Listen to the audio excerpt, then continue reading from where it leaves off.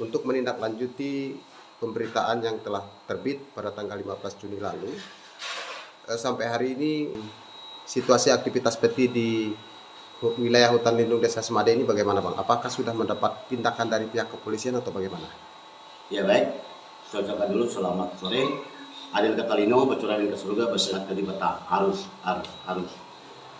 Nah, melihat dari kegiatan PT yang ada di hutan lindung khususnya di Semade, nah setelah ada berita yang telah saya buatkan pertama kemarin, ya di situ ada anggota kepolisian yang telah menurunkan anggotanya.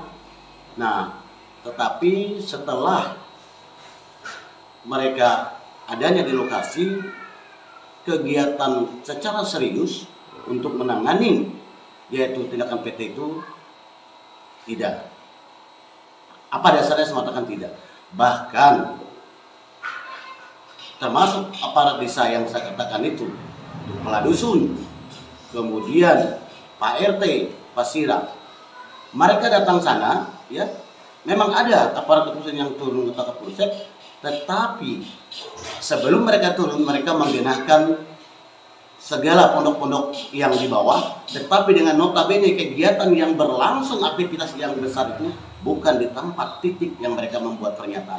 Bahkan saya ingatkan kamu, Pak Sirah, kamu bisa mengatakan bahwa akan dihukum adat apabila orang hutan lindung. Dasarnya apa kamu? Kamu sendiri aktif dan kamu mengatakan kepada Kelima Tambak PH apa yang saya katakan tidak benar di situ. Kamu sudah berbohong. Dan juga Ketua PRT, kamu juga aktif loh membonceng orang ketiga. Kalian semua itu yang mau dibuat pernyataan itu kalian listing pernyataan itu. Nah buktinya, saya memang tidak datang di lokasi, tetapi saya tahu kegiatan itu masih berlaku, terlaksana, bahkan sekarang lebih aneh lagi sudah memboyongkan masyarakat. Nah artinya tidak seriusnya pihak aparat hukum yang dibilang penegak hukum untuk betul-betul bahwa memberhentikan mereka, apalagi dengan hukum sesuai dengan prosedur. Tidak ada. Harapannya kepada Kapolda Kalbar, karena kan atensi. Ya harapan saya, jika pihak dari kepolisian apapun, baik sektor kecamatan, kabupaten, saya berharap baik dari Kapolda ataupun Kapolri, kalau memang penegak hukum memang betul sama dengan prinsip pribadi saya, hutan lindung itu milik negara yang tidak sama sekali boleh digarap, sekalipun siapapun orangnya, baik penduduk setempat. Nah, saya berharap agar pihak aparat hukum betul-betul setelah mendengar pernyataan saya ini, bahwa masih aktif sekarang, itu tidak benar apa yang dibuatkan kemarin, bahwa itu tidak ada lagi aktivitas, itu pembohong itu. Artinya berbanding ya, berbanding terbalik. Ya, sekarang kami sudah memiliki titik koordinat, ya. Silakan pihak kepolisian dimanapun, kami sudah akan mengirimkan titik koordinat. Dan saya berharap pihak Kapolda, Kapolri bahkan, dengar pembicaraan saya ini. Saya tidak benci dengan masyarakat, tetapi yang di belakangnya, dan masyarakat dari dulu kalau dia mau bekerja, dia tidak beraktivitas yang sebesarnya. Tapi ada pihak ketiga yang membolong, maka mereka bisa memobilisasi secara besar. Itu alasannya. Dampaknya ini terhadap lingkungan dan masyarakat sejauh ini selagi pemantauan Pak Panglima seperti mana? Ya jelas dampaknya nanti dia tidak dampak dengan spontanitas, ya, karena merkuri dan sebagainya.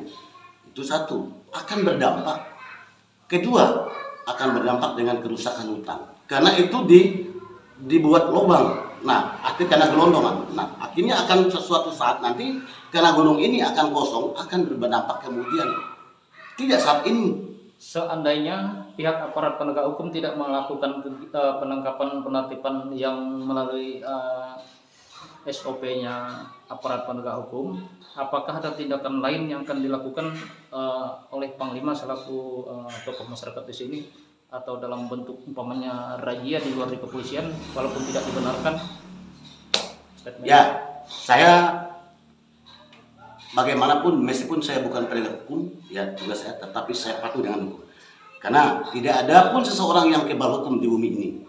Nah, apabila memang tidak itu, saya yakin ada hukum dua yang berjalan di sana nanti, hukum alam dan hukum syariat. akan terjadi musibah.